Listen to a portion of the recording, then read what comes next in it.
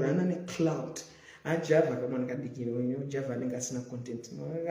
ndakabata speaker vanenge vasina content mainini munowanzwa munozoku ndakazoona kuti java ana basa andakazoona kuti java ndaifunga kuti ane basa muzano pf but pandakaona pasina kukokwa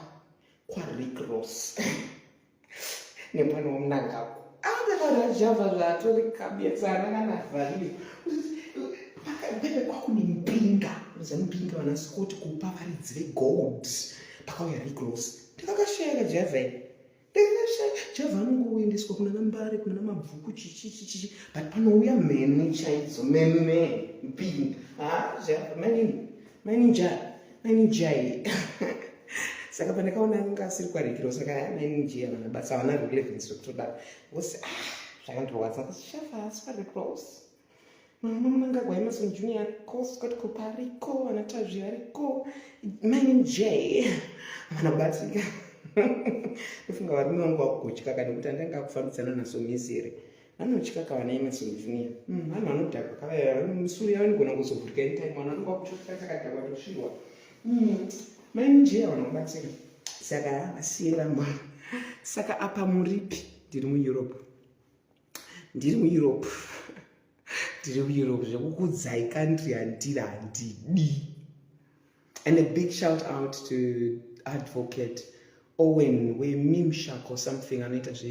zvekubatsira vanhu nemavisa of different countries and whatever. He contacted me via my manager Mistofa achindudza kuti Queen kana makuda kudzoka South Africa munofanira kutora visa rinonzi B11 11.2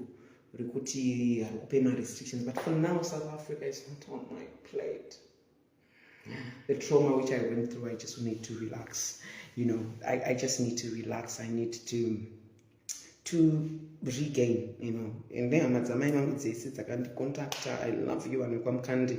vakarwadziwa, like vese totally vese vanhu vekwamukandi vanhu amadzamai vangu dzeo, they were so worried because no tati, it is well,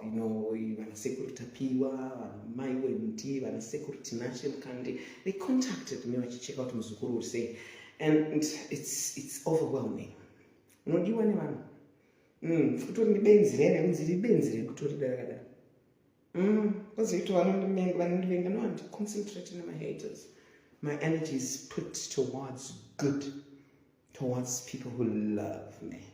So inini ndakumboenda inini ndakaenda ndimbonozorora because ndokumbopusha mapepa angu